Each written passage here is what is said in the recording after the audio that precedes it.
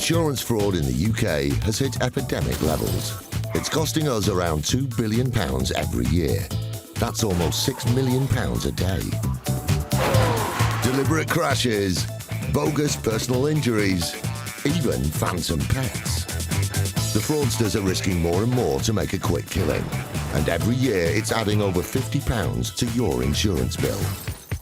But insurers are fighting back, exposing around 14 fake claims every hour. Armed with covert surveillance systems, that's a subject out the vehicle, sophisticated data analysis techniques, and a number of highly skilled police units.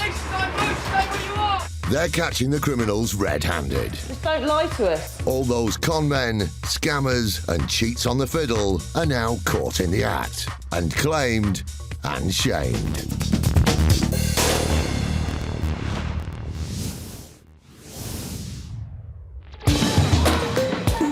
Coming up, an opportunistic fraudster sees the London riots as a chance to cash in. The rioters weren't anywhere near his premises, and Mr. Patel even managed to get the timing slightly wrong as well. One lady brushes up on her Italian from the comfort of her armchair. We strongly believe that the medical report was written utilising an online translation system. And Thames Valley Police break in on another suspected crash for cash ring. All right, go. Last chance. Please, open the door now, last chance!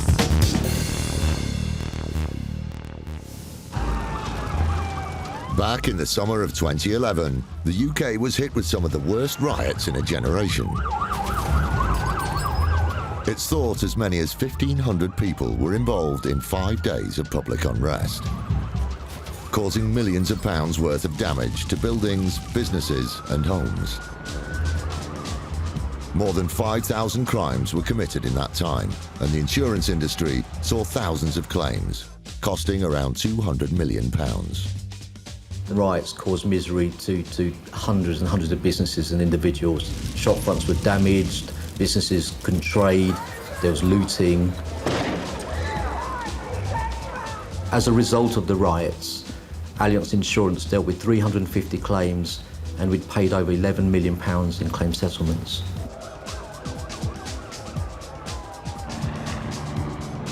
The burning shops of South London became the iconic images of the riots. Local business owner Abid Patel contacted Allianz after his premises were targeted by the rioters. Mr. Patel reported that in August 2011, his laundrette, shopfront and washing machines inside had been damaged by rioters during the London riots. Outnumbered by an angry mob, Mr. Patel had to witness firsthand the destruction caused to his premises.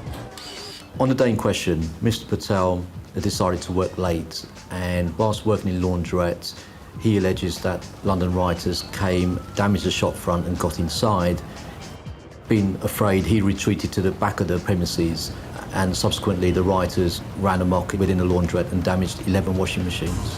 After such a terrifying ordeal, Allianz was keen to get the claim settled, but the company didn't just reach for its checkbook.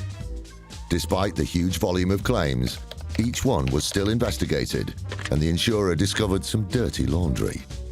A number of concerns were raised. Mr. Patel had already previously submitted a claim for damage for washing machines in the laundrette only 6 months prior, which was never paid because Mr. Patel wasn't able at that time to produce documentation. This time round, when he was in the back of the premises and the rioters had left, he didn't actually call the police, and that concerned us. And there were other mistakes in the claim. There were some unusual aspects to the claim. The documentation that we received from Mr. Patel didn't add up. A lot of handwritten invoices, and when we tried to contact some of the companies, we couldn't do so. The insurers decided to send out an investigator to the claimant to delve further. While the investigator was there, he attempted to call one of the alleged companies that provided an invoice, and when he did so, the actual landline in Mr. Patel's laundrette rang out at the back of the premises. At the time, the investigator thought that highly unusual, so he did try that again, and he disconnected, rang again, and the landline rang out. At that point, Mr. Patel withdrew the claim. Realising Mr. Patel's fraud, the insurer thought it was time to hang him out to dry. We made a referral to IFED, the Insurance Fraud Enforcement Department. Subsequently, IFED raided Mr. Patel's home address and seized his computer. And on that computer, we found lots of evidence suggesting that Mr. Patel had actually created and falsified the invoices and estimates. By trying to get one over on the insurers, it seemed the claimant had got himself in a spin. I think the biggest mistake he'd made was that he'd got his location and timing all wrong.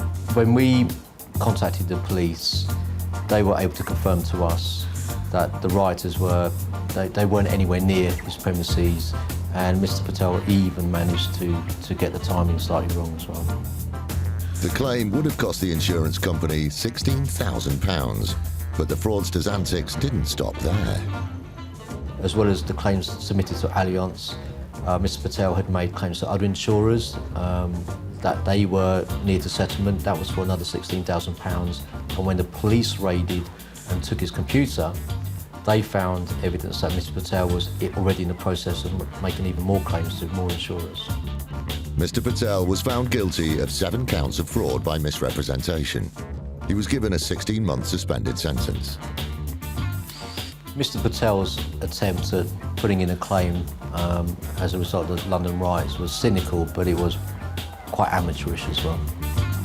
What we found particularly irritating was the time spent dealing with Mr. Patel's fraudulent claim could have been spent dealing with the genuine claims and getting businesses back on their feet.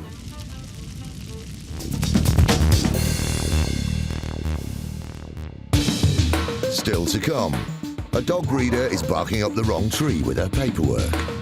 The claim form and the receipt from the breeder were both in the same handwriting. And a couple of claimants try it on with a whiplash claim. One of the guys has told the expert that it's been an effect on his dancing.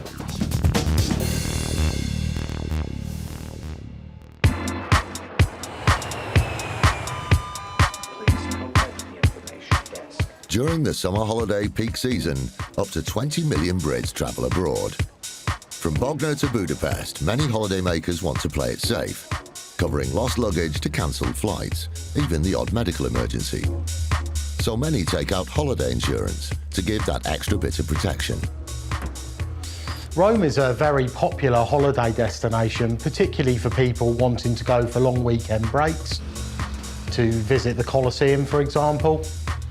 It was while sampling a bit of the Dolce Vita in Rome that one claimant contracted a nasty complaint. We received a medical claim from a customer who had allegedly sought treatment in Rome for a urinary tract infection. It's extremely unfortunate if you become unwell overseas, and ultimately that's what your travel insurance policy is there for, is to cover you for genuine medical costs. As you'd expect, all the paperwork to support the claim came from Italy. In Italian, or so it would seem. Due to the international nature of our business, we do employ multilingual staff, and on this occasion one of our claims advisors was in fact Italian and realised that the medical report had not been written by an Italian. OK, yeah, we can get that investigation complete. The insurer didn't believe a word of it. It was time to call the experts in. Our Special Investigations Unit became involved after the claims advisor referred it through to us. We then made numerous inquiries regarding the documentation that we had received. This wasn't even a flying visit. It turned out the claimant hadn't even left their own doorstep. As far as we're concerned, the customer didn't even travel to Rome because the airline had confirmed the booking invoice was false. And the medical establishment also confirmed the documentation provided for the medical situation was in fact false as well. The claimer clearly needed to brush up on their language skills. We strongly believe that the medical report was written utilising an online translation system, because it definitely wasn't written by an Italian. I don't speak Italian. I find English hard sometimes. Luckily, the insurers had someone in their office who did. Our Italian speaker was the main reason that the matter was referred through to the Special Investigations Unit, because she noted the irregularities in the medical report. Claim rejected, it was arrivederci for the claimant. And it's no surprise that the Special Investigations team haven't heard from the claimant in either English or Italian. This just shows really that what lengths claimants will go to make a fraudulent travel insurance claim by actually falsifying the booking invoice and falsifying the medical documentation as well.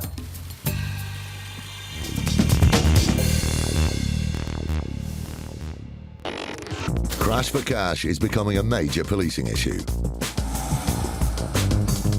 Currently, UK police forces are investigating 110 of these scams across the country. Reports claim that 1 in 7 personal injury claims are linked to deliberate crashes. These collisions are designed to milk insurance companies of up to £30,000 per crash. It's big money, and it's a serious danger to the public. Britain's police forces are determined to put the brakes on this type of crime, and Thames Valley Police is no exception. Police, open the door now, last chance! Detective Inspector Louise Roddy from Force CID has a team of 25 officers dealing with crimes from murder to blackmail and fraud. We work closely with the Insurance Fraud Bureau and the Crown Prosecution Service to make sure that we've got a watertight case to present at court. That's our man, secure him! But it's not just costing the insurers thousands. These criminals are putting innocent lives at risk, and people are getting seriously hurt. These accidents are taking place on busy roads, and the offenders can't possibly know what the end result of their crime will be. So it really isn't a victimless crime at all. With Crash for Cash on the rise, Force CID aim to track down these gangs. I do think the action that we've taken also sends out a really clear message that Thames Valley Police aren't prepared to accept these types of offences in our area. And the police will use everything in their power to bring these criminals to justice. We will seek to disrupt any offenders, and we will target them if they continue to commit offences.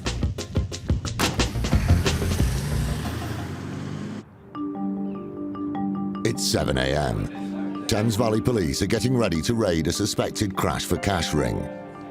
It's thought the group has been prevalent in the area for the last few years, forcing collisions and faking injuries. Today we'll see the culmination of months of hard work. Good morning. From my part, I'd just like to thank you all again for coming along today and helping us out with this operation. DC Sandra Heather is a member of Force CID and one of the leading officers for today's raid. The ultimate aim is to confirm, identify and arrest suspects in relation to the offences in order to secure and preserve evidence, recover property, including documented communication and computer equipment. Police teams from CID, road policing and immigration have been working together, investigating a series of Crash for Cash crimes. It's a police issue because of the scale of the offences. This is a series of crimes, and it does involve criminals that work together, and we believe that they're an organised group of criminals. But equally, we want to send out a really clear message from Thames Valley Police that these offences will be dealt with robustly, that offenders will be arrested, and at any opportunity we'll prosecute them. Thank you. DC Heather is in convoy with a team of officers, heading to raid the address of one of the suspected criminals involved with the Crash for Cash fraud. These officers are on the front line when it comes to the raid. We'll see what we get when the premises. Hopefully they'll open the door, but we've got the equipment necessary if we need to force entry. Method of entry officers are trained to knock the door down if the suspects don't cooperate. This method of entry officers, first thing we're going to be looking to do really is kind of just step out of the way, because if we've got the equipment in hand, then really we need to secure that and just make sure that everyone else gains access and entry into the building. Suited and booted to be on the front line. Once the officers have gained access, they then have to secure the property. But once we've got inside, it's basically just covering all of the areas, making sure that empty rooms are classed as clear.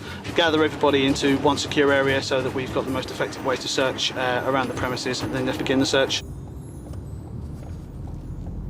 Speed is essential, and the police can't waste a second. Just pull in after this red car, mate. Right, go.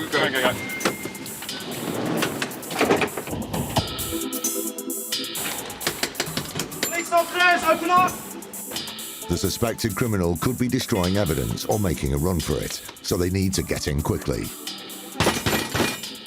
open the door! There's someone at the window. Open up! There's someone inside, but the officers are running out of time and patience. Right, last chance, last chance. Please, open the door now, last chance! Right, let's do it. Go, go, go, go! Clear!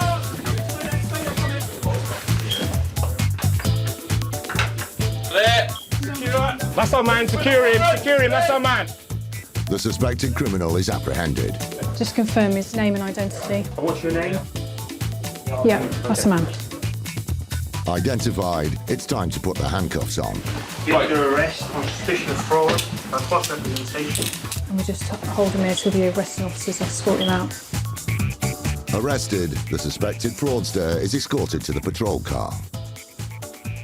Officers here have entered the premise and arrested a suspect from the address following the investigation in a crash for cash scams. The suspect and others are believed to have gone on to make personal injury claims, to which thousands of pounds have been paid out. As he's taken to the station for questioning, the hard work in searching the house now begins. Later, the officers come across something suspicious. That barrel can't get into it. A suitcase that's kept under lock and key.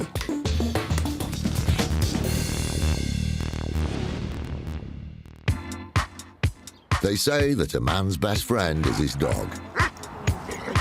But having a pet can be an expensive business, and veterinary bills can run into the thousands. For peace of mind, many have insurance to cover the costs. But one crafty claimer who thought she'd try and get one over on her insurer was barking up the wrong tree. A claim came in for a very poorly mastiff with pelvic limb ataxia. Pelvic limb ataxia is a condition whereby you might find one or more of the legs or limbs paralysed, or difficulty in moving. There might be incontinence. So a distressing condition for the mastiff and a really distressing condition for the new owners.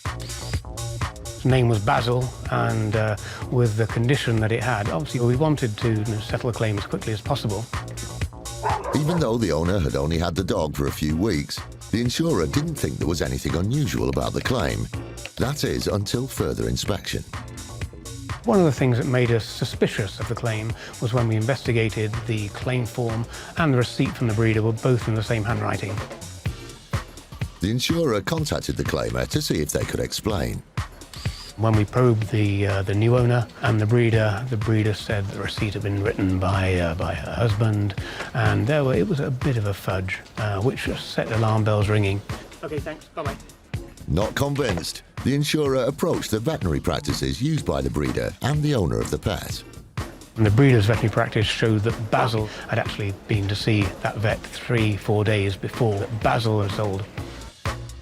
This showed that the dog had a pre-existing condition before it was sold. So the breeder knew there was a problem with the puppy. The breeder had said, when we spoke to them, that the puppy had left completely healthily, but obviously it hadn't. It had seen the vet beforehand. This wasn't the only blunder the claimants had made. The owner claimed that she hadn't met the breeder until she went to collect the puppy. The breeder said that she was friends with the owner. On the receipt and the claim form, they had very similar handwriting. The owner said that her husband had written the claim form out, and so that there was it wasn't quite her handwriting, but it's identical to the breeder's. So it's very clear that there was something amiss with the claim.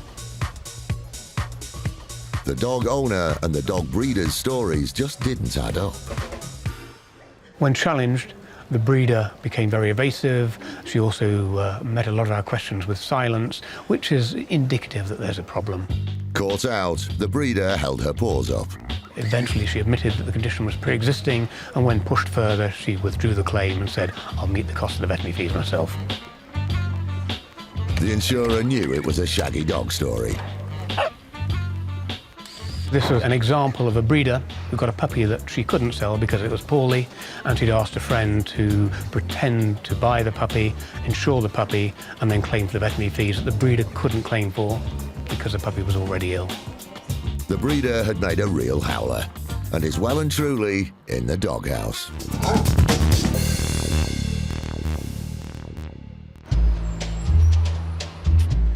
Over 4.5 billion bus journeys are made every year in Britain, and almost 2/3 of travel on public transport is made on the Great British Bus.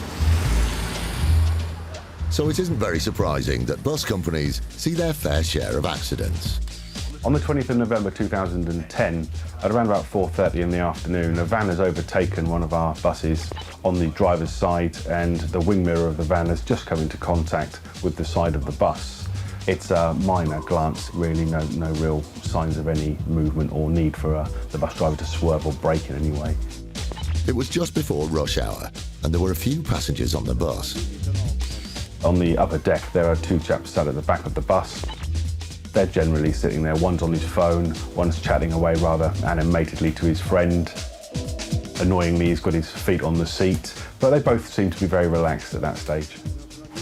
Thankfully, whenever there's an accident, Lee has an army of spies to tell him what really happened, in the form of onboard cameras.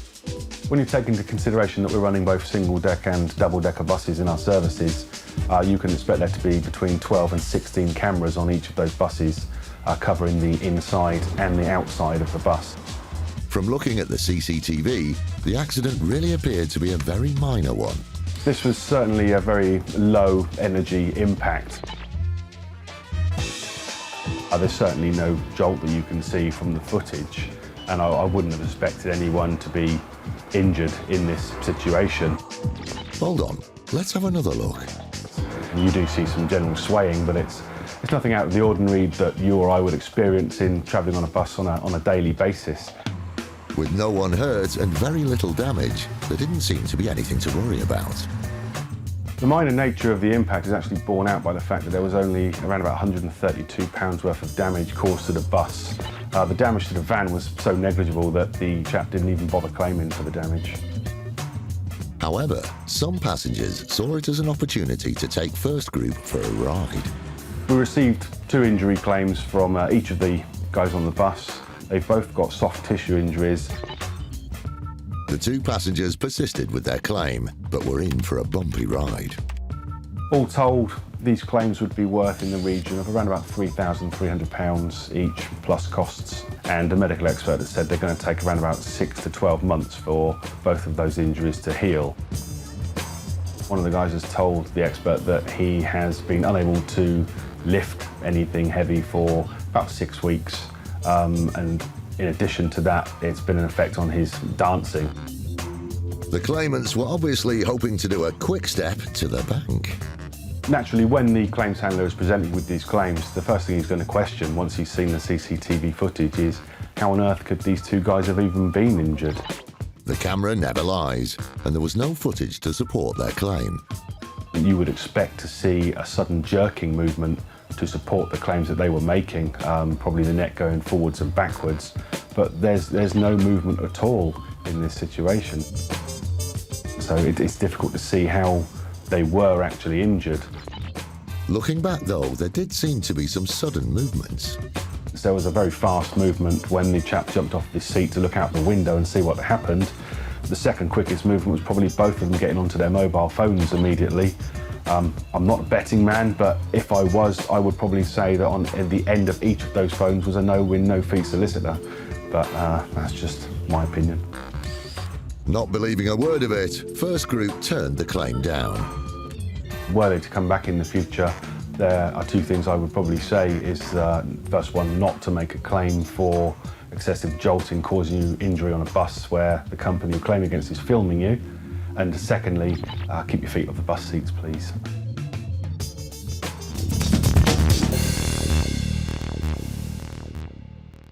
Right, go. Thames Valley Police are in the middle of a raid on the home of a suspected criminal in a major crash for cash gang. Police, open the door now, last chance! With no response, the team had no option but to force entry. You're under arrest on suspicion of fraud and false representation. Arrested, the suspected criminal has been taken to the station. The police must now concentrate on finding evidence, and a systematic search begins. We take a room each, 2 further rooms at the back. Are we happy with the loft? Have we been up there yet? Nowhere escapes the officer's attention. See if there's bank stuff, phones, computers. The police must go through the house with a fine-toothed comb. Any bit of evidence could crack the case, so they can't afford to leave any potentially suspicious documents behind. Are you guys all right up here? Yeah, he's got car insurance here. Yeah, literally. You know, I appreciate there's a lot of paperwork here, but at first glance, if it's anything remotely to do with a car insurance, other vehicle documents, rather than sort of reading through it as such as you are now, just put it in a bundle. Any banking details, any driving documents, including the laptop as well. Paperwork is key to this investigation, but searching the contents of the house can be a long process. We've got a load of receipts related to pet receipts over a couple of years, an insurance policy document, and a few applications for private hire vehicles. Digging out any potential evidence is just the tip of the iceberg. The electronic equipment, so the iPads and the laptops, they will have to go off to our high-tech crime department, and it can take anything from 6 to 12 months for that to be processed. In terms of all these documentary material, depending on how many officers we have dedicated to it, it could take a number of days. Everything is bagged and tagged to take back to the station later. The officers are a tenacious bunch, and suspicions are raised when they find a locked suitcase. Right, we're going to need to get into this. I'll go downstairs and find got the bolt croppers in the van. Right. Nothing will stop the police from searching for evidence. Okay, which one's locked?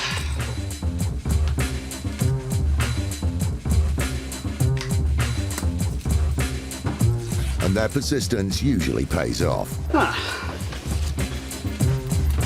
2 wedges of cash. So it's at least a couple of thousand in each pile. DC Heather is immediately informed of the cash find. 2 quantities of cash, which obviously will have away. Yes, yes, please. And a number of passports. Do you want those away or just get them checked? I think get them checked initially. The money is now being confiscated under the Proceeds of Crime Act, and the emphasis is now on the suspected fraudster to show it hasn't been acquired under criminal activity. These were search warrants, just details why we could enter the premises, under what offences, and for the items and property that we'd be looking to search. When we finish here, the occupier is entitled to a copy, and we just have to detail the property that we're lawfully seizing. Thames Valley Police now have to prove that these documents link the suspected gang to the crash for cash crimes. The evidence that we've gathered and the early stage of our investigation is quite strong. It's good, credible evidence, and then we will progress it from there and see where it goes. I'm really, really pleased with today's result.